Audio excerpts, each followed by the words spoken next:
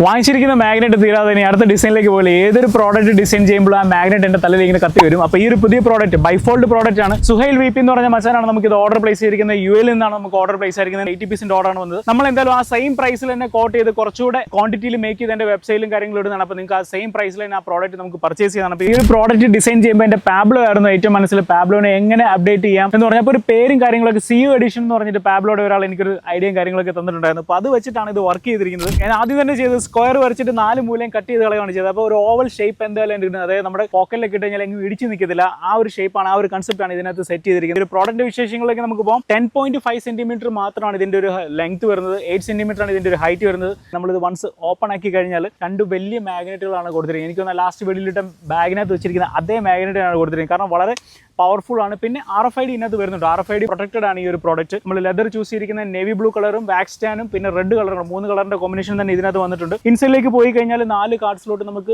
Dedicated ആയിട്ട് തന്നിട്ടുണ്ട്. അതിൽ 4 കാർഡ് സ്ലോട്ട് നമുക്ക് ഈസി ആയിട്ട് നമുക്ക് ക്യാരി ചെയ്യാൻ പറ്റും. ക്യാഷ് കമ്പാർട്ട്മെന്റിൽ 2 കാർഡ് വെക്കാനുള്ള സ്ലോട്ടും കാര്യങ്ങളും കൊടുത്തിട്ടുണ്ട്. നടുക്ക് നമുക്കൊരു 5000 റുപ്പീസ് നമുക്ക് ഈസി ആയിട്ട് നമുക്ക് ക്യാരി ചെയ്യാൻ പറ്റും. ഈ പറഞ്ഞ പോലെ ഇതിന്റെ ഷേപ്പ് ഭയങ്കര കംഫർട്ടബിൾ. നമ്മുടെ ഫ്രണ്ട് പോക്കറ്റിലേക്ക് ഇട്ട് കഴിഞ്ഞാൽ വളരെ ഈസി ആയിട്ട് അത് അവിടെ ഒതുങ്ങി കൂടി കിടന്നോളും. പിന്നെ നമ്മുടെ ലോഗോയും കാര്യങ്ങളൊക്കെ പ്ലേസ് ചെയ്യാനുള്ള ഒരു ഓപ്ഷൻ ആൾ തന്നിരുന്നു. അപ്പം താങ്ക് യു സോ മച്ച്. അപ്പം ലോഗോയും കാര്യങ്ങളൊക്കെ പ്ലേസ് ചെയ്തിട്ടുണ്ട്. അപ്പോൾ ഇത്രയൊക്കെയാണ് ഈ ഒരു പ്രോഡക്റ്റ് വിശേഷങ്ങൾ. അപ്പം കീപ് സപ്പോർട്ടിങ്. അപ്പം നെക്സ്റ്റ് വീഡിയോയിൽ നെക്സ്റ്റ് ഡിസൈനും കാര്യമായിട്ട് ടേക്ക് കെയർ.